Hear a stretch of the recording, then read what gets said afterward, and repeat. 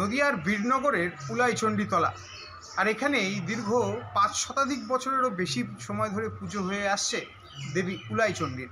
জানা যায় সীমান্ত সওদাগর যখন এখান দিয়ে তার নৌকা নিয়ে যাচ্ছিলেন, অর্থাৎ এই বীরনগর গ্রাম আগে উলা নামে পরিচিত ছিল। এখান দিয়ে ভাগীরথী নদী প্রবাহিত হতো এবং সেখান দিয়ে যখন নৌকা নিয়ে তিনি যাচ্ছিলেন তখন তার নৌকা একটি পাথরের সাথে ধাক্কা লাগে এবং সেখানে তার নৌকা ডুবে যায় এবং সেই রাতেই তিনি স্বপ্নাদেশ পান দেবী উলাইচণ্ডীর।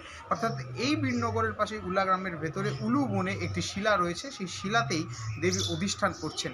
তারপরে স্বপ্নাদেশ পাওয়ার পর সেখানে পুজো শুরু হয় এবং তারপর থেকেই দীর্ঘ প্রায় ৫৫০ বছরেরও প্রাচীন এই পুজো তা আজও চিরাচরিতভাবে হয়ে আসছে এবং দেশ বিদেশ থেকে শুরু করে আন্তর্জাতিক অর্থাৎ বিভিন্ন জায়গা থেকে মানুষের সমাগম ঘটে এই পুজোতে এবং একটি গ্রামীণ মেলাও বসে এখানে। তার সঙ্গে সঙ্গে এখানে পাঠা বলির সঙ্গে সঙ্গে দেওয়া হয় পায়রা ওড়ানো।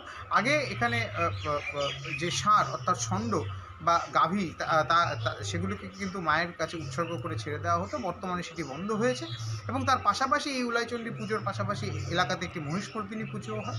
সব মিলিয়ে এখন রীতিমতো জমজমাট নদিয়ার বীরনগর।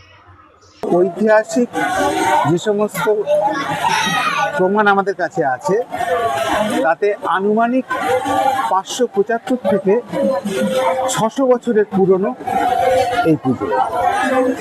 এটা পশ্চিমবঙ্গের পুরাতত্ত্ব বিভাগ অধিকৃত একটি মন্দির এবং এই পুজো চলছে ঠিক আজকের যেরকম দিনটা, বিশেষ করে বৈশাখী পূর্ণিমার পুণ্যতিথিতে শ্রীমন্ত সওদাগর চণ্ডীমঙ্গল কাব্যের কিংবদন্তি নায়ক উনি এই পুজোর প্রচলন করেছিলেন এখানে।